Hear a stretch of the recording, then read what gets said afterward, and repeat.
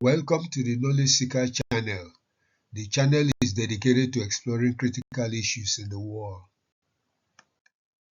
The title of this presentation is Ijaw Traditional Political System. This is the map of Ijaw land. Ijaw land is divided into three sections or regions. You have the Eastern Ijaw land, Central Ijaw land, and Western Ijaw land. Today, Eastern Ijaw land is split into two states, that is, Rivers and Akwa Ibom states. Central Ijaw land is now Bayelsa state, and Western Ijaw land is split into three states, including Delta, Edo, and Ondo states. This means that Ijaw land is split into 6 states of Nigeria's 36 states. Introduction. In Ijaw land, like in Nigeria and Black Africa generally, many formally educated individuals are not conscious of the fact that, apart from the Western and Islamic religious and political systems, Africa too has its indigenous political systems. The lack of awareness is prompted by the fact that, due to the influence of Western and Arab Islamic colonialism, children go to school and learn the beliefs, values, concepts, theories, and practices of Western and Islamic political and religious systems with little or no knowledge of the fact that Africa has well-established indigenous political systems. In this regard, the Ijaw nationality has its own political system. It is a system that has existed for thousands of years. Despite this fact, the formal educational system simply ignores it and educates Ijaw children to be aliens in their cultural world. Hence, Ijaw children, like many Nigerian children, complete their primary, secondary, and university education with little or no knowledge of Ijaw culture, religion, and political system. The purpose of this presentation is to accomplish two goals. One, to explore the Ijaw traditional political system, and two, to identify and describe the different levels of government and institutions in Ijaw land.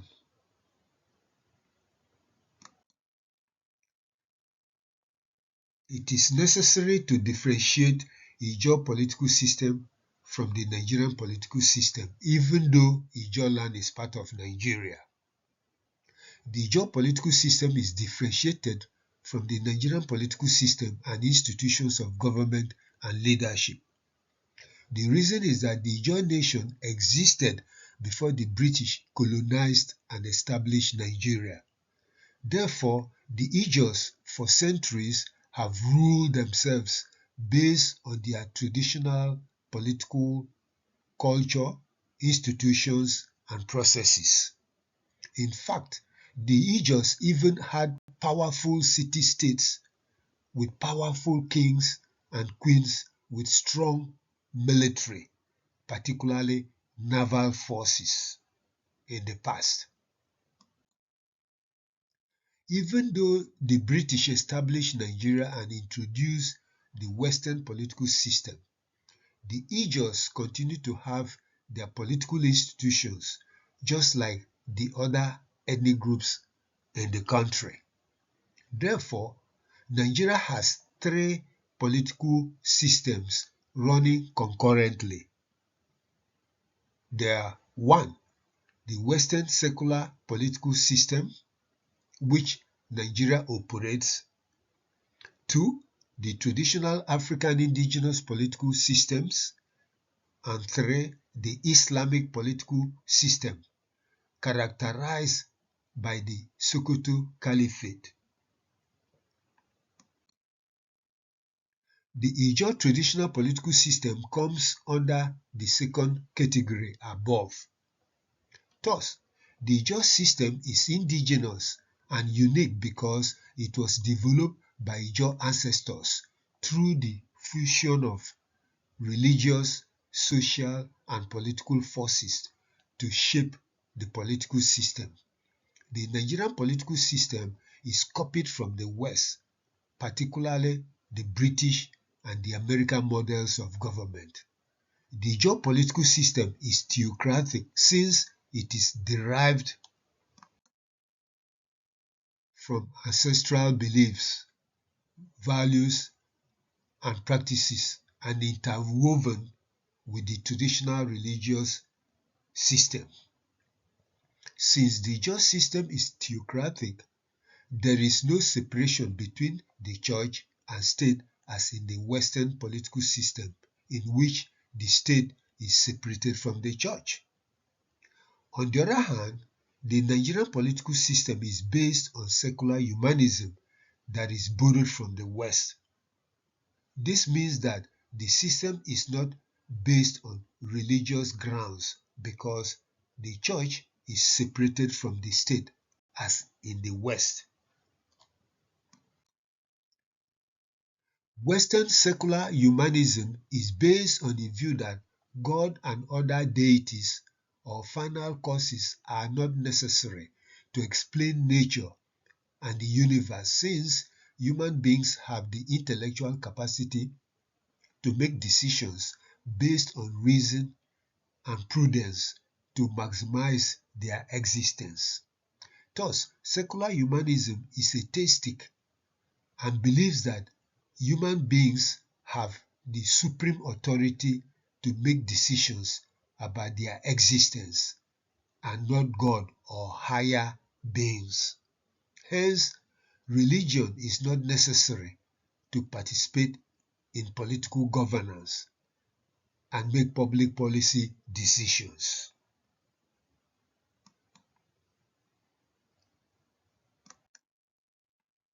The Ijaw political system, like those of other ethnic groups in Nigeria, is monarchical, meaning that it is led by kings, queens, princes, princesses, and chiefs.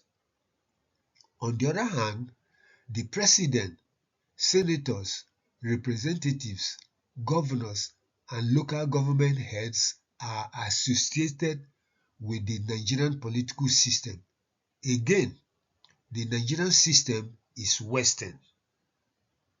There is permanency to the Ijaw system, while the Nigerian system is not, due to the limitations on the terms of office of the office holders. Now, let's look at the Ijaw Confederacy. The Ijaw nation is made up of about 50 to 70 ethnic and sub-ethnic groups. These ethnic groups are regarded as kingdoms. Each kingdom is differentiated from others by the language and or dialect spoken in a particular subgroup. A kingdom is like a state or an administrative division or a province of the entire nation. Each kingdom has several towns and villages and occupies a contiguous territory.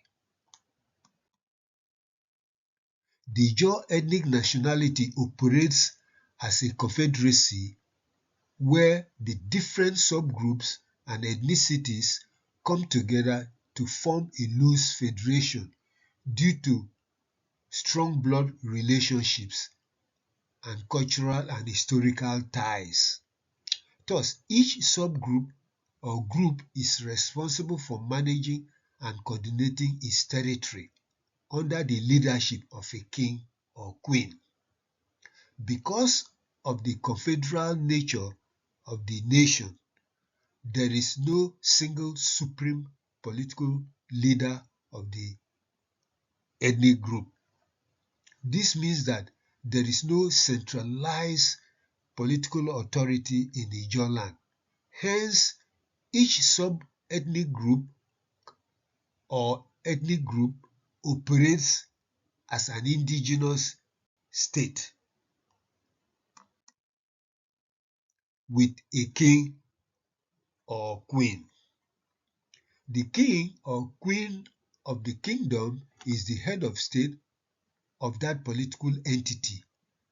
That means that he or she is the supreme authority of the state. Even though the system is monarchical, nevertheless, the system is highly decentralized, republican, and democratic. It is democratic because the king or queen and members of the Council of Chiefs are accountable to the people. They do not impose themselves on the people. Therefore, Ijaw land is not politically centralized like in Benin, Ishikri, and Calabar, where there is one supreme political authority over the entire ethnic nationality. In Benin, there is the Oba of Benin. The Oba is the king. In Ishikri, there is the Ulu of Warri, and among the Efiks, there is the Obong of Calabar. But in Ijaw land, there is no single head of state for the entire nationality. Now, let's look at the different levels of government authority in Ijaw land. In Ijaw, political system can be broken into 8 levels of governmental authorities. 1. The sub-ethnic group or clan known as kingdom. This is the highest level of governmental authority in Ijaw land. 2. Town and village government authority. All Ijaw towns and villages are part of the sub-ethnic groups or clans or kingdoms. They have their governments that serve the communities. 3. Quora, which in Ijaw is referred to as Biri or Biri government authority. This is a major subsection of a town or village.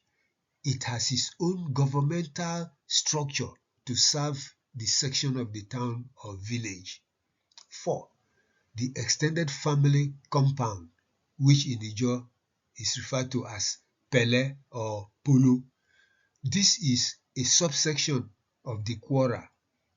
This is a major extended family unit within the Quora.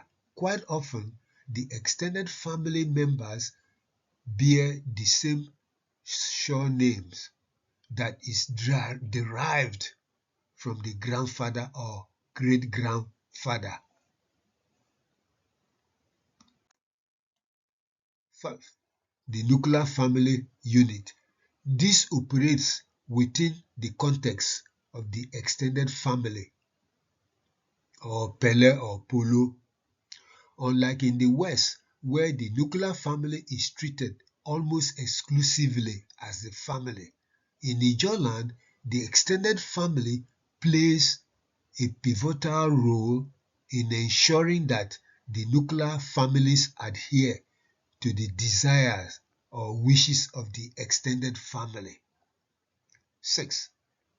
Religious, sacred, social, masquerade, and secret societies. These societies operate like government units in influencing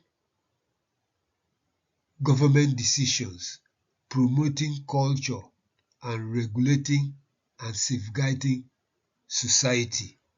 Sometimes they are very influential in protecting the beliefs, values, and practices of society.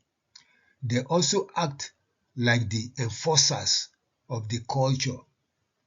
For instance, the Ekine society is very influential in sustaining the culture of society. 7. the war house. This is the military authority whose responsibility is to protect and fight wars to sustain the community. It is the Ijaw military institution responsible for ensuring the defense of the community. Every war house has a chief who serves as the generalissimo or the chief commanding officer. 8. Canoe house. This house is responsible for carrying out economic activities of the community. It was most prevalent in eastern Ijaw land during the pre-colonial and colonial days of Nigeria.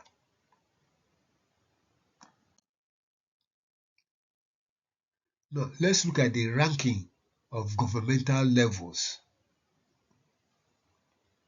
1. The kingdom is the highest level of government, and the head, which is the king or queen, is the supreme leader of the sub-ethnic group or clan. A kingdom is made up of several towns and villages. For instance, the Ogbia kingdom is made up of about 45 towns and villages.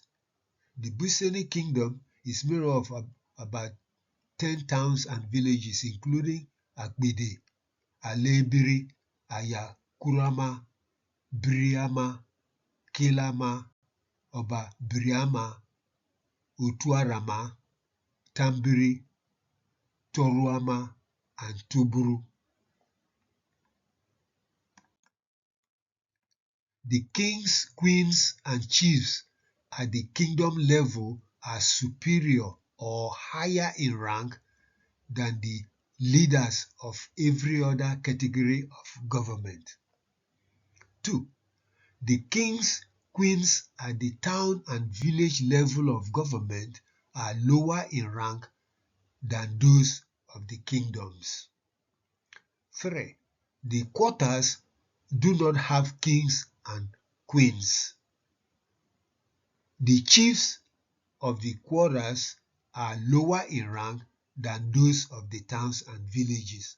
Of course, they often serve as the chiefs in the town or village council. 4. The chiefs at the extended family compounds, that is the Peles and the Polos, are lower in rank or status than those of the Gberis, which is the quarters. Quite often, they serve as the representatives of the Gberis or Biris, which is what the quarters. Now, the secret masquerade societies have higher social status, especially those at the kingdom level.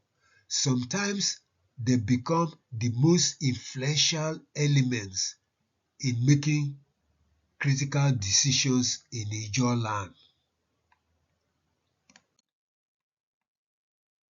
Now, let's look at the kings and the queens of the kingdoms.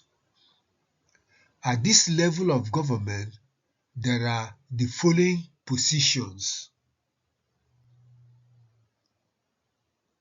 A.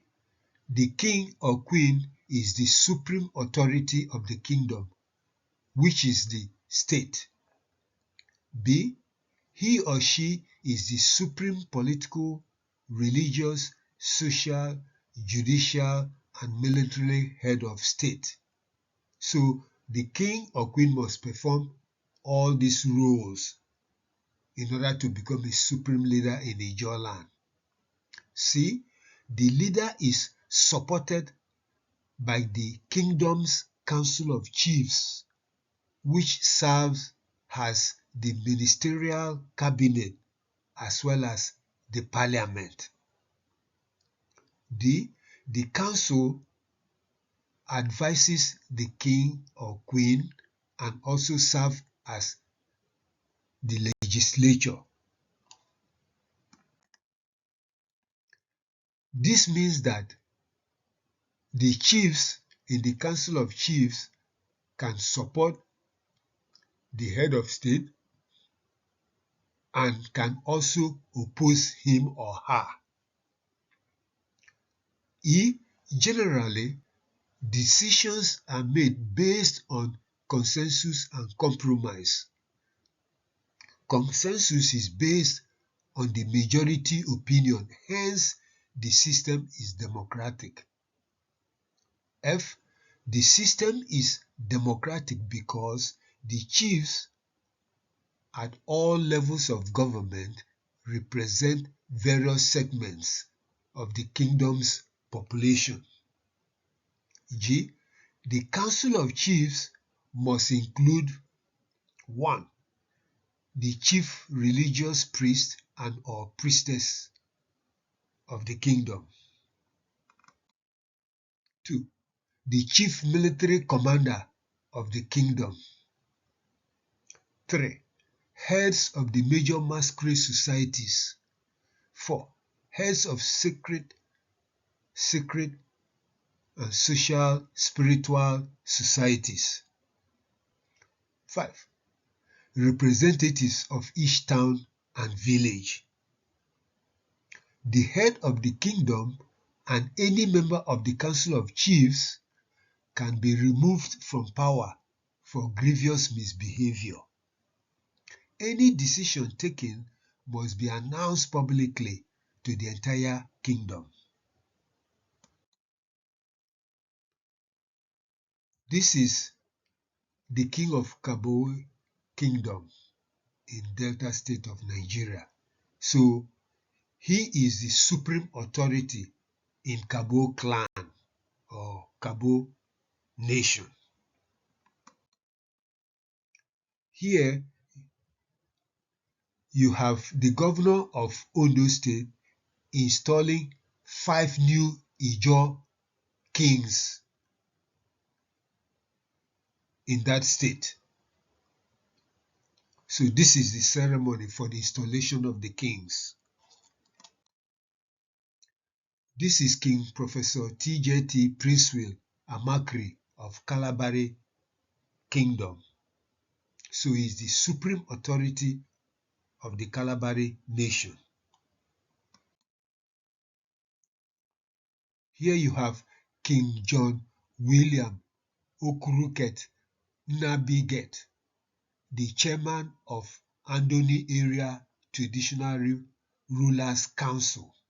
So you can see the king and the Council of Chiefs are the political elite of the Andoni nation. Here you have the king of Ogbia, which in Ogbia is known as Obanoban. He again is the king of Ogbia nation. He is the supreme authority in Ogbia land.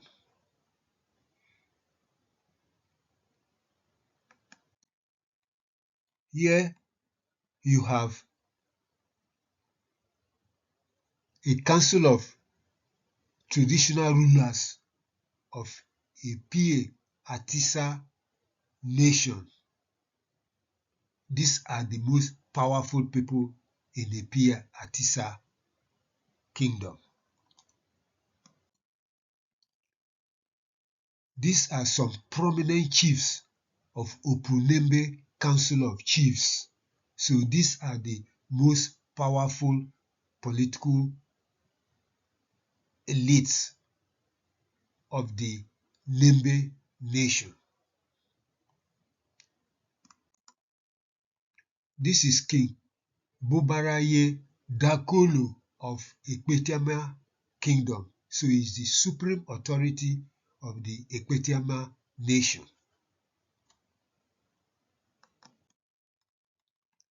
Here you have King, which in Ijaw also means Pere of Baramatu Kingdom.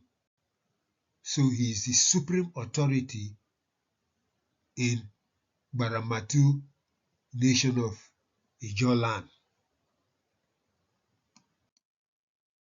This is Agadagba of Egbema Kingdom in Edo State. He is the supreme authority of the Egbema nation.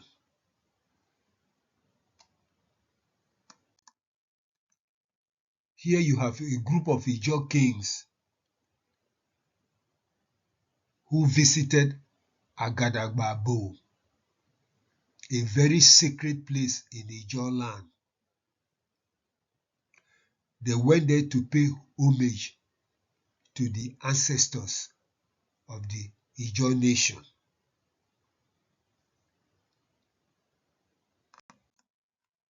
This is the king of Opobo. He is the supreme authority of the Opobo nation.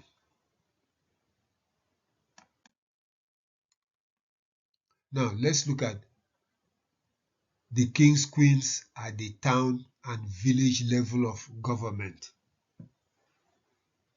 As stated above, the kings and queens of the towns and villages are the second tier category of leaders in the Ijaw political system.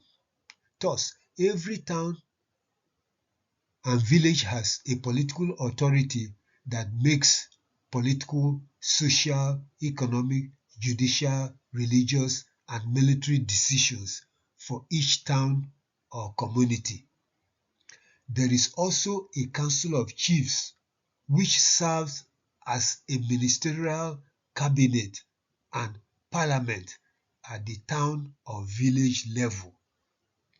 The chiefs represent various subsections of the town or village. They are free to support or oppose the king or queen. This is Amayanabo, that is king of Tuobras community. He is King Detespif, the former military governor of the old river state of Nigeria. Today, the old river state is divided into Rivers State and Bayelsa State. Now, let's see how somebody can climb to the monarchical throne. How do you ascend the monarchical throne in Ijaw land? It seems that there are three ways in which an individual can ascend or become a king or queen, especially of the kingdoms or at the kingdom level. 1. Dynastic ascription. 2. Through electoral rotation. And 3. Through selection by the Council of Chiefs. So follow me, let's go one step by step to describe them. 1.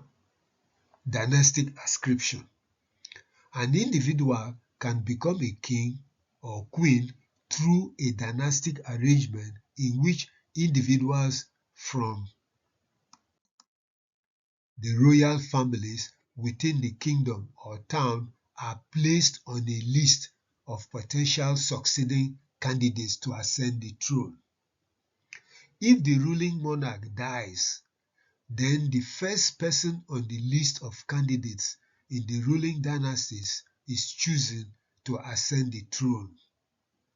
This arrangement is similar to the English dynastic arrangement where individuals are lined up to ascend the throne in a succeeding order. Under this arrangement, even a child can become a king or queen, as in Bonny and Kel in the recent past. This system is most associated with the centralized political systems, particularly the former city-states including Bonny, Opobo, Kalabare, Nembe, and others like Kabowe, Baramatu, Arugbo, and so forth. 2.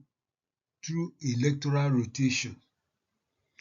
The rotational system is open to qualified potential candidates within the kingdom who are desirous of ascending the monarchical throne. In this case, elections are held in which the candidate with the highest number of votes becomes the monarch. Generally, before the election, all towns and villages in the kingdom are encouraged to send someone to compete for the position. The rotational system is mostly associated with the Ijaw kingdoms that have decentralized political systems where the monarchs are rotated from one community to another within the kingdom. The Kolokuma kingdom and possibly Opokuma kingdom have rotational systems. In actuality, the rotational system seems to be increasingly used by many kingdoms to elect political leaders. 3. Selection by the Council of Chiefs. In extraordinary or emergency situations, the Council of Chiefs could nominate someone within its ranks or from one of the prominent chiefs in the communities to become the monarch.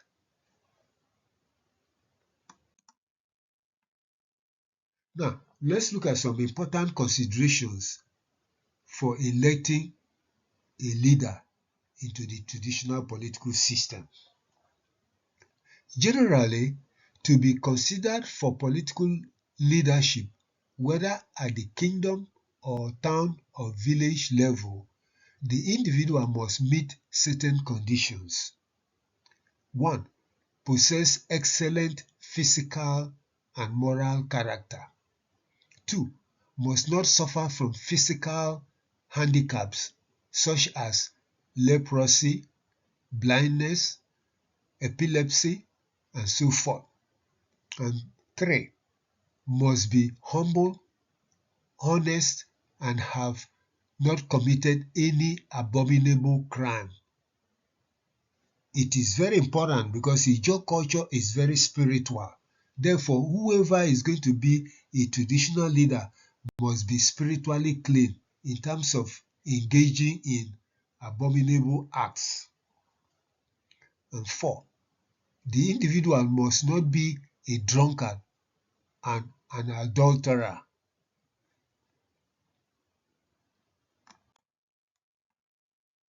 Now, let's see what it takes for an individual to become a traditional political elite in Ijaw land.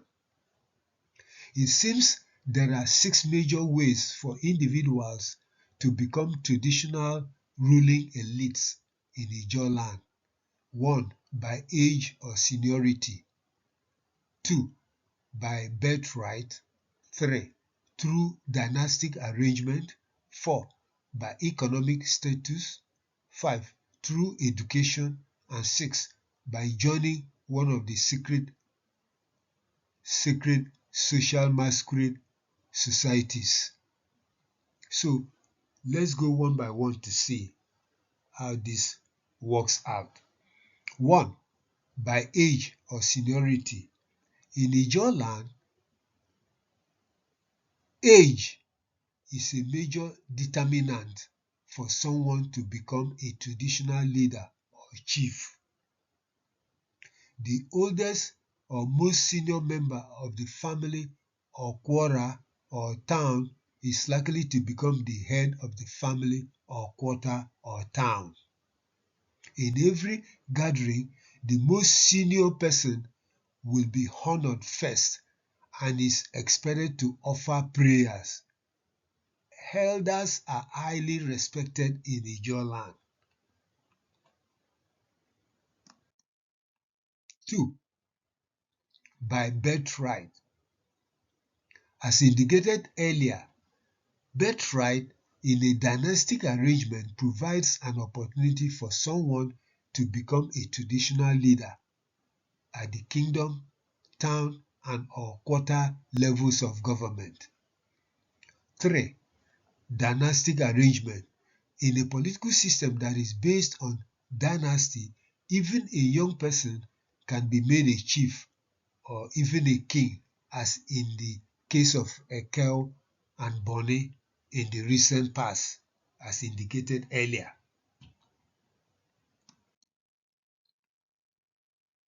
4. Economic status. An individual who succeeds in operating a business automatically elevates his or her status to become a political elite in Ijaw land.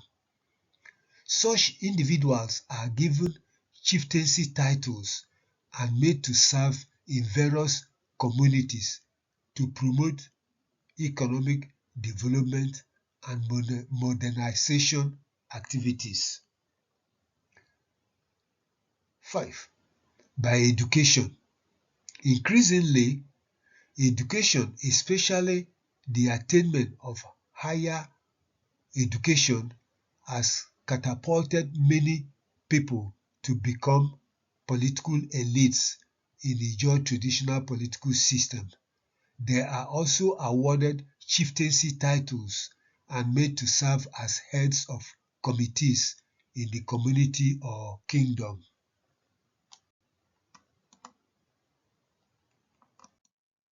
6. The sacred masquerade societies are very powerful politically and spiritually in Ijaw society. Generally, the kings, queens, chiefs, and other important members of society or communities must belong to these societies in order to elevate their status. The Ekene society in Kalabari land and the Olorogun masquerade in Ayakromo are powerful and influential. So is the Oframa masquerade in Nembe land. Most of the religious priests and priestesses are members of sacred spiritual societies, and they are very, very, very powerful. And the kings and queens always work directly with the chief religious priest or priestess. This is a group of masquerades participating in the Amase Kumo festival in Baramatu Kingdom.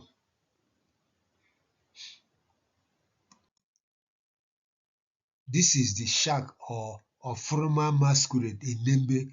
This is a very powerful masquerade in Nembe and in many parts of Ijaw land.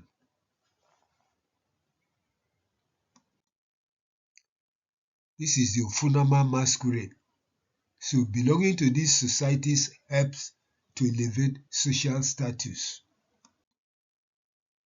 Now let's look at the war house. The war house represents the military institution in Ijaw land. Each kingdom, town, and village has a war house, which is the military command of the traditional governmental system. Thus, each kingdom has a military command structure with a chief or chief military commander who works under the king to ensure the security of the kingdom or state. While each kingdom has its military command, in the event of a major war, the chief military commander of the kingdom will call upon the military leaders of various communities to supply fighters for the kingdom to fight a major war. This is a war house canoe in Okrika, and you see the canoe is led by the war chief.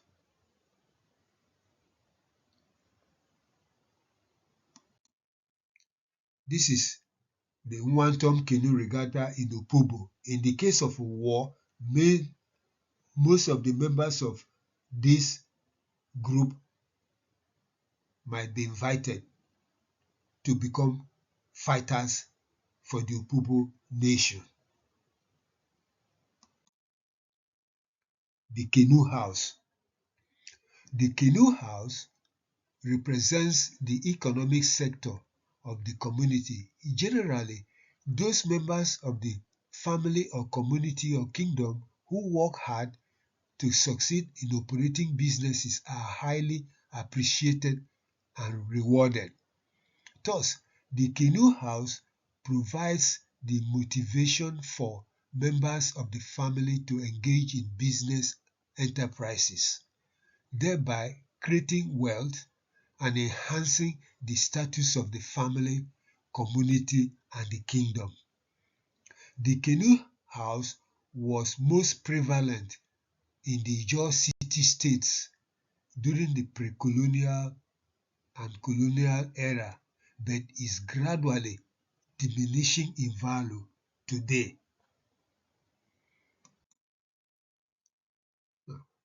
As you can see throughout this presentation, it is mostly men that dominate the traditional political system. So there is paucity of women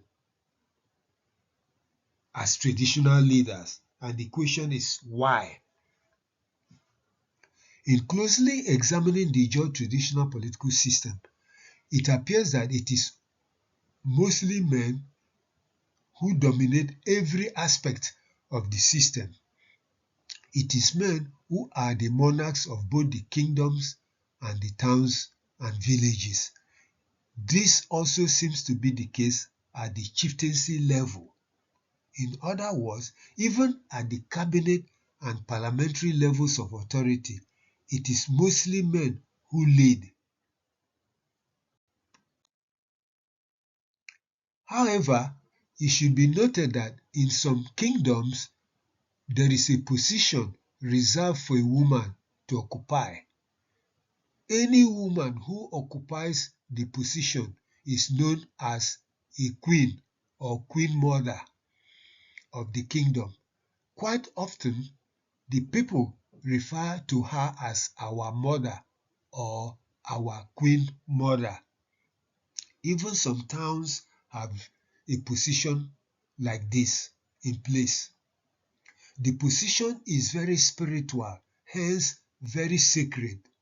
Many Ijaws are not aware of this position since she is always very low in her profile due to the sacredness of the position. When she passes away, she is buried with full honor based on the Urukare religious culture. So, unlike the men, the queen mother or the woman that is referred to as our mother always takes a very low profile. And that is why most times many people don't know about her role in society. Now let's look at some notable great queens in the past. So here there are three are particularly chosen for this presentation. There are Queen Omoni Oduba of the Kere Kingdom, 2. Queen Arianwa Okpok Ogbolikan of Andoni Obolo Kingdom. She took over the throne at Onyeada when her father, King Ikana Okpok, passed away in the 18th century. 3. Asakala, a woman warrior from Onyeada who helped Andoni to fight a war with Boni in the early 18th century. Please take note, these are only 3. It doesn't mean that other kingdoms did not have queens or great women warriors. So I will encourage the Ijaws to investigate their communities and identify those women who played major roles in their societies in the past. Ijaw nation needs to declare a special day to honor Ijaw women for their selfless services to the nation.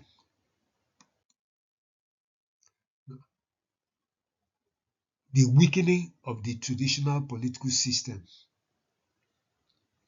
The Ijaw traditional political system is gradually diminishing in value as Ijaw culture is being eroded by the following forces.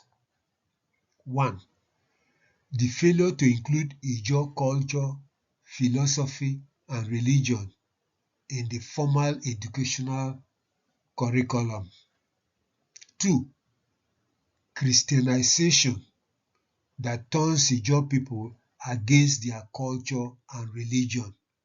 Indeed, many Ijaw Christians do not want to do anything with the traditional religious and political system because they think or they assume it offends their Christian belief system. 3. Individualism emanating from secular humanism that Nigeria adopts. 4. Greed for money and political power. And 5. Traditional leaders allowing the secular Nigerian state to control them through recognition and financial payments. It should be noted that today, each traditional leader throughout Nigeria must be recognized by the state in order to be compensated, and the state uses that means to manipulate and control the traditional leaders, thereby reducing their significance in society. Conclusion. Indeed, the Ijaw nation has a unique indigenous political system that is dynamic and democratic, even though it is not based on the Western models of democracy. Ijaw land is characterized by a confederal arrangement in which each ethnic and sub-ethnic group has its own territory and operates independently of other groups and subgroups. The highest level of government is the kingdom. Each kingdom has several towns and villages. Each kingdom is differentiated from others by the language and/or dialect spoken and has a contiguous territory. Thus, there are 8 levels of governmental authorities. They include the kingdom, the town and village, the quora, the extended family, the nuclear family, the secret social masquerade authority, the war house authority, and the canoe house. Each kingdom is ruled by a king or queen who serves as the supreme leader of the ethnic or sub-ethnic group. The second level of government is associated with the towns and villages that constitute the kingdom. They have their own kings and or queens. The third level of government is associated with the subsections of the towns and villages. At this level, there are no kings but chiefs. The same applies to the major extended families known as Pele Polo that make up the quarrels. The Ijaws must work hard to perpetuate their political system. It is critical to open up the traditional political system so that women are inducted into chieftaincy positions as the men for contributing selflessly to the enhancement of the Ijaw nation. Currently, it is mostly men who dominate the entire political system. Thank you for listening to this presentation. Please subscribe to the channel and listen to other captivating presentations. Again, thank you.